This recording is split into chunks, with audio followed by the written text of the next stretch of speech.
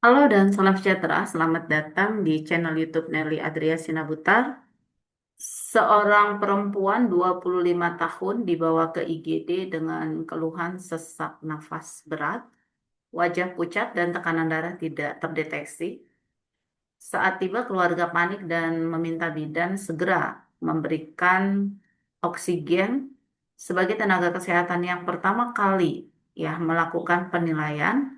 Langkah paling tepat dan prioritas dalam kondisi ini adalah, adapun untuk pilihan jawabannya adalah A, memberikan oksigen segera sesuai permintaan keluarga.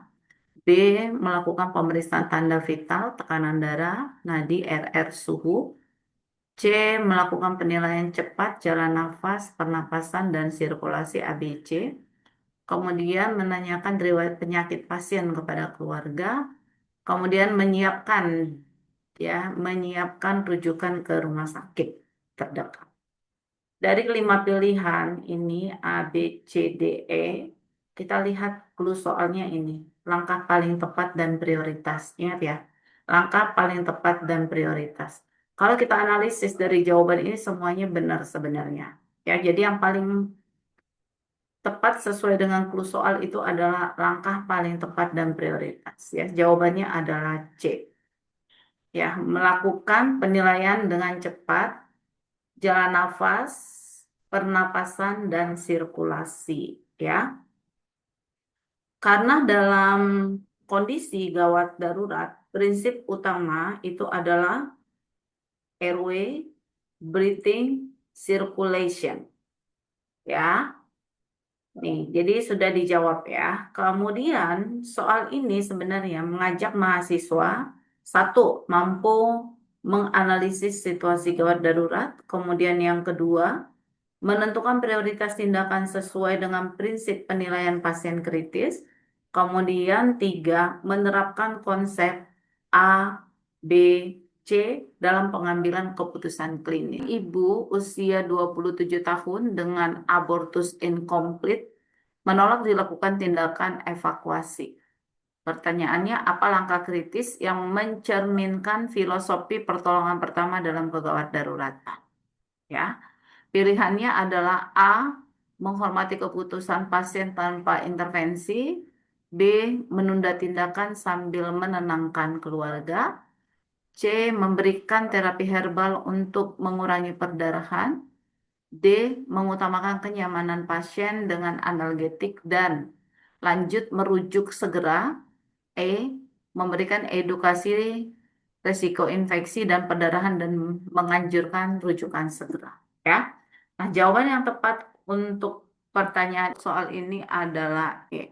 Mahasiswa dituntut untuk mampu mengevaluasi aspek etik dan klinis serta mengambil keputusan yang tepat berorientasi pada keselamatan pasien. Seorang perempuan usia 24 tahun datang ke klinik dengan keluhan mual muntah berlebihan, perdarahan pervagina berulang, dan perut tampak lebih besar dari usia kehamilan yang sebenarnya.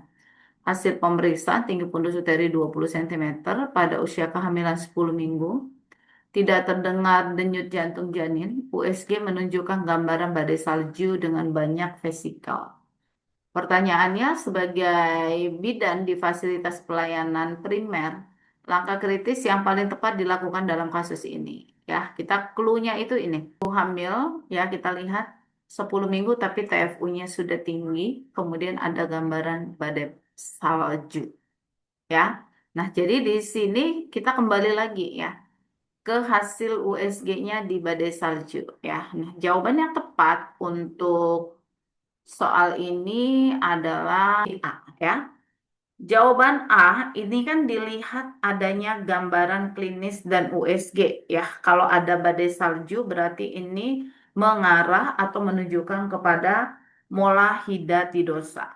Di mana kalau kita berbicara tentang mola, maka penanganan utamanya adalah evakuasi ya jaringan mola. Ini harus dirujuk ke fasilitas pelayanan sekunder dengan kemampuan tindakan kuret atau evakuasi. Bidan ya di fasilitas pelayanan primer ini berperan ya dalam mendeteksi, menstabilkan dan melakukan rujukan. Seorang perempuan usia 29 tahun datang dengan keluhan perdarahan pervaginam sejak 3 hari. Ia mengatakan hamil 8 minggu, namun hasil USG menunjukkan kantong gestasi berdiameter 25 mm tanpa embrio. Analisis kritis yang harus dilakukan bidan terhadap kondisi pasien ini adalah A. Pasien mengalami kehamilan normal dengan keterlambatan pertumbuhan embrio.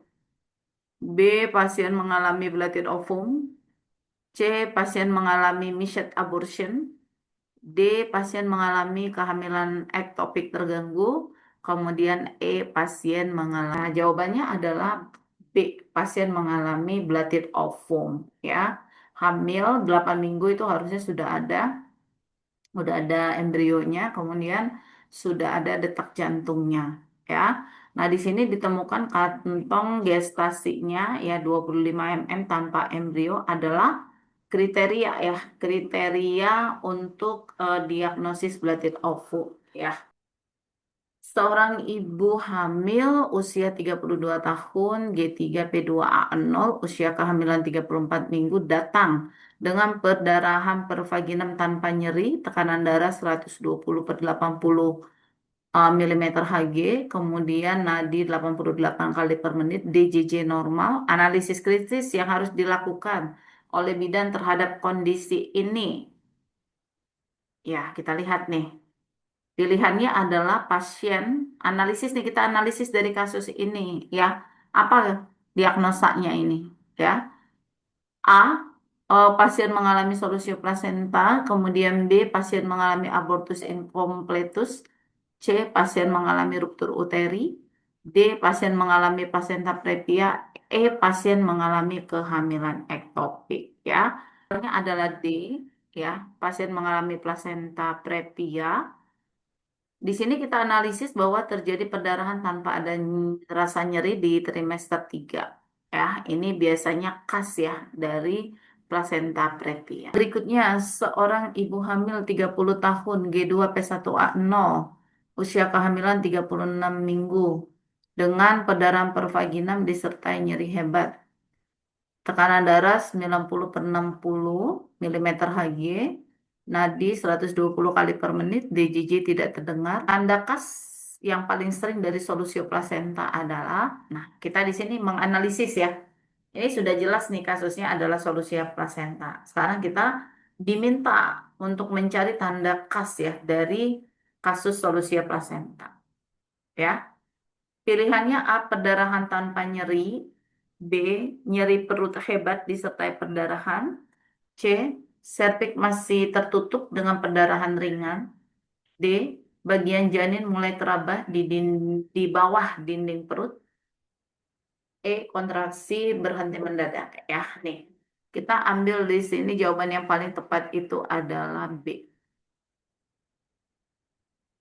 Ya, ya. B. Alasannya apa? Karena solusio plasenta itu disertai dengan perdarahan dengan nyeri abdomen yang hebat. Biasanya solusio plasenta ini kan terjadi misalnya ibu hamil mengalami benturan sehingga mengakibatkan plasenta itu terlepas ya. Jadi jawabannya adalah B. Nih, nomor 22. Seorang ibu hamil usia 30 minggu datang ke TPMB dengan keluhan sakit kepala hebat, pandangan kabur, dan edema pada tungkai. Tekanan darah 160/110 mm Hg, protein urin positif 2. Bidan harus menentukan langkah prioritas dalam penata laksanaan awal. Ya, bidan harus menentukan nih, ya, prioritas. Apa alasan penting untuk tindakan stabilisasi segera lebih diutamakan dibandingkan pemeriksaan lanjutan pada kasus ini? Artinya, kalau kita lihat ini kan sudah terjadi PEB ya, sudah ada datanya ya. Nah, di sini bidan harus mampu nih memberikan tindakan prioritas yang paling tepat ya. A, pilihannya karena hipertensi dalam kehamilan selalu membaik dengan istirahat. B, karena pemeriksaan laboratorium dapat menunggu setelah persalinan. C. Edema tungkai merupakan tanda normal pada kehamilan lanjut. Kemudian D, karena resiko eklamsi dapat mengancam nyawa ibu dan janin dalam waktu yang singkat. Kemudian E, karena tekanan darah tinggi tidak mempengaruhi kondisi janin. Nih, ya. Saya di sini pilih D karena hipertensi dalam kehamilan dengan gejala target, ya target dia ada keluhan di organ, biasanya itu sakit kepala, pandangan kabur, proteinuria. Ini menunjukkan adanya preeklamsi berat, ya. Risiko eklamsia dan komplikasi multi organ ini dapat terjadi secara mendadak sehingga stabilisasi segera itu harus segera dilakukan. Misalnya dengan pemberian MGSO4, kontrol tekanan darah, lakukan monitoring ketat ya. Lebih penting daripada menunda dengan pemeriksaan lanjutan. Nah, jadi prioritasnya itu adalah sebenarnya pemberian MGSO4 untuk mencegah terjadinya eklamsia gitu. 30, seorang ibu nifas dengan HIV positif ingin memberikan ASI secara eksklusif kepada bayinya, akan tetapi takut tentang risiko penularan HIV melalui ASI. Langkah paling tepat yang harusnya dilakukan bidan untuk mendukung ibu mencegah transmisi HIV kepada bayinya adalah, berarti soalnya ini adalah pencegahan ya, pencegahan HIV pada masa nifas. Ya, nah kita pilihannya adalah A, menyarankan ibu untuk menghentikan pemberian ASI dan langsung beralih ke susu formula tanpa konseling. B, memberikan konseling tentang pentingnya pemberian ASI eksklusif dengan dukungan terapi ARV serta monitoring kesehatan bayi secara berkala. C, menyarankan ibu untuk memberikan ASI campuran dengan susu formula agar bayi tetap mendapat nutrisi lengkap. D, menghentikan terapi ARV bagi ibu agar tidak mempengaruhi kualitas ASI. Kemudian E, menyarankan ibu untuk memberikan ASI hanya pada malam hari saja dengan resiko penularan lebih rendah. Ya, dari pertanyaan ini jawaban yang paling tepat kita pilih itu adalah tetet. Ini ya, jawaban paling tepatnya adalah B. Ya, B, memberikan konseling tentang pentingnya pemberian ASI eksklusif dengan dukungan terapi ARV serta monitoring kesehatan ibu bayi secara berkala. Ya, di sini ini tepat karena ASI eksklusif ya dengan ARV itu akan menurunkan resiko transmisi, ditambah lagi dengan monitoring bayi adalah strategi evidence based ya gitu. Gitu ya jawabannya ya. Adalah seorang ibu hamil usia 28 minggu, diketahui positif hepatitis B, HBsAg reaktif. Ibu akan melahirkan di fasilitas kesehatan primer. Sebagai bidan, langkah komprehensif apa yang paling tepat dilakukan untuk mencegah ya penularan hepatitis B ke bayinya? Pilihannya adalah A, menyarankan persalinan di rumah agar lebih nyaman. B, melakukan persalinan normal tanpa intervensi khusus karena hepatitis B tidak menular saat lahir. C, menunda pemberian imunisasi hepatitis B hingga bayi berusia 1 bulan agar lebih kuat. Kemudian D, menghentikan pemberian ASI karena semua ibu dengan hepatitis B tidak boleh menyusui. E, melakukan pertolongan persalinan dengan APD lengkap, segera memberikan imunisasi hepatitis B dan HBIG pada bayi dalam usia 12 jam setelah lahir. Ya, jawaban paling tepat ini adalah E. Ya, mencegah penularannya gunakan APD lengkap ya pada waktu menolong persalinan, kemudian pemberian imunisasi ya di plus dengan HBIG. Soalnya seorang ibu melahirkan normal mengalami perdarahan hebat lebih dari 500 mili dalam 30 menit. Ibu tampak gelisah, kulit pucat, nadi cepat dan lemah, tekanan darah menurun. Sebagai bidan, apa langkah komprehensif yang paling tepat untuk mencegah shock berlanjut dan menyelamatkan ibu? Untuk pilihannya adalah A, memberikan analgesik untuk mengurangi nyeri dan menenangkan ibu. B, menunggu persetujuan keluarga sebelum melakukan tindakan medis. C, segera melakukan kompresi uterus, memberikan uterotonika, memasang infus cairan tepat dan menyiapkan rujukan ke fasilitas lebih tinggi. D. Memberikan antibiotik profilaksis untuk mencegah infeksi. E. Menyarankan ibu untuk istirahat yang banyak ya.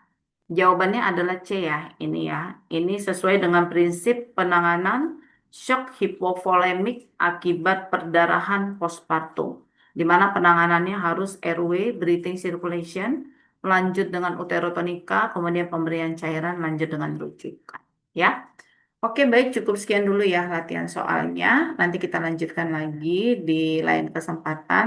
Terima kasih sudah menonton.